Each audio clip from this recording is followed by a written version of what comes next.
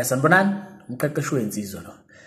Kunensizwa engibhalelile la, umfowethu ubhalile wathi ngabe ku-wrong kangakanani ukulala neThekwini nesibongo esifana nesikababa wakho. Mina ngibiza esikama. Nayo iyazi ukuthi siseke saqabulana 3 times. But kwangaya ndawo ngaso leso sizathu. Ngahlehla kuyo yagcina esijola nabanye. Kuyisifetshana impela lokho uthi bafowethu kwadlula isikhathi esijana njengoba sesiphinde sa-reconnect. Nami vele okwamanje ngisanesomiso njengoba ngisekhaya. Ngenze njani?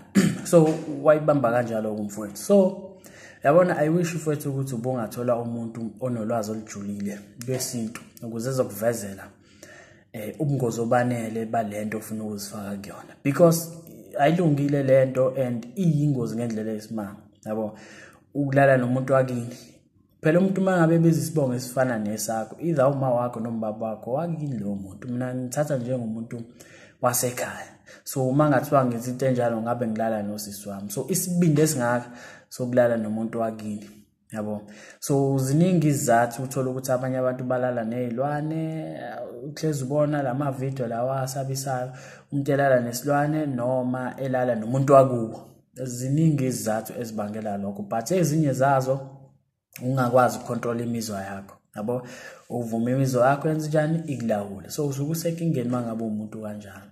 So be careful of ilokhuza indlala mfowethu iyakwenza ukuthi ugcine usuwenza izinto nawe ozozisola ngazo. So ngakho ngithi kubalekile ukwazi ukucontrol imizwa yakho ngoba isomiso siyafika mfowethu. Uyathanda uthandi siyafika isomiso. Ke kome nje ungatholi lutho.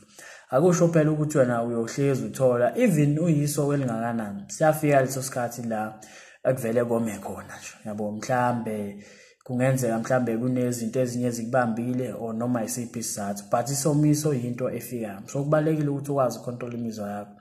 Mina bengizokutshela ukuthi hlukana nje, phuma kulo mqondo, because ungathola izinto ezinye sezingasenzeki kahle empilweni yakho. It's because ulala nomuntu wakini okanye waqabula umuntu wakini. Wazi kahle ukuthi wakini. Ubiza isibongo sika baba wakho, umuntu wakini loyo.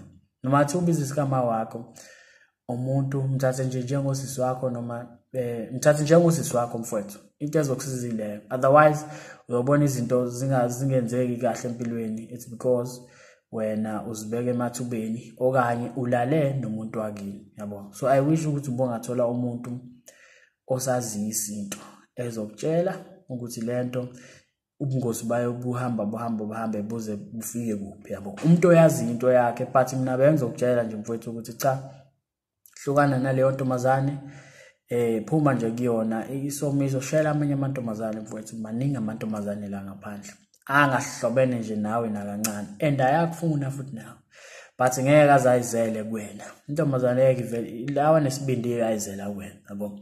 But ngisho ngathi intombazane yakufuna ngeke vele nje ize kuwena izokutshela lokho. Kumsebenzi wakho ukuthi uhambe kuyena umuntu ufike ukhulume naye. So hlukana nje mfowethu, phuma nje kulo mqondo. Umqondo omubi loyo and oyokuvalela amathuba empilweni. Yabo. Uxake ukwenze njani kanti cha wena ulale nomuntu wakini. Yabo. So be careful.